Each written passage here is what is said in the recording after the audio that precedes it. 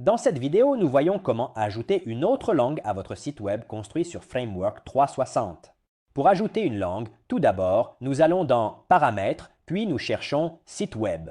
Et ici, nous verrons qu'il y a l'onglet Langue, où nous pouvons cliquer et y accéder pour voir toutes les langues du monde et pouvoir sélectionner celle qui nous intéresse. Par exemple, comme nous pouvons le voir, la langue principale de notre site web est réglée sur l'italien.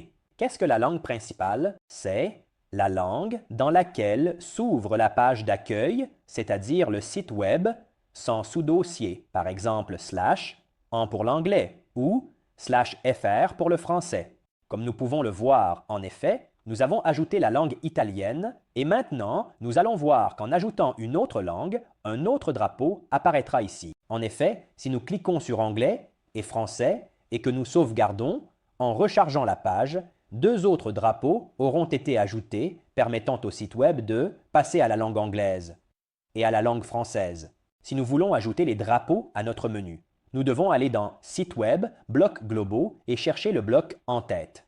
Si nous ne l'avons pas, nous devons évidemment le créer et définir le type d'en-tête.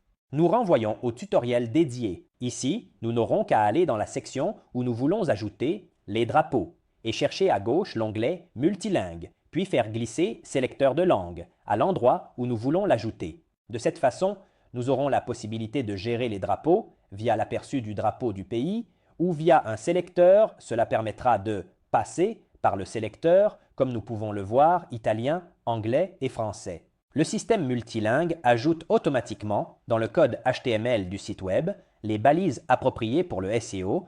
Comme nous pouvons le voir, la langue anglaise et la langue française auront en effet été ajoutées. Nous n'avons donc qu'à ajouter les langues que nous souhaitons dans la section appropriée, puis ajouter les drapeaux à notre site web.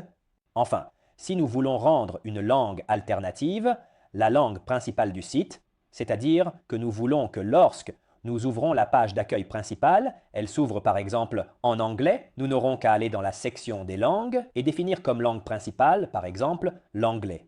En sauvegardant, nous voyons qu'en rechargeant la page, celle-ci est la page d'accueil principale qui est actuellement en italien. En rechargeant la page, comme nous pouvons le voir, la page principale de notre site sera en anglais. En passant en effet à l'italien, un sous-dossier apparaîtra comme nous pouvons le voir ici. Ceci est le lien principal du site et ensuite IT. En revanche, comme nous l'avons vu au début du tutoriel, FR sera, si nous le prenons et le collons, le lien pour la langue française.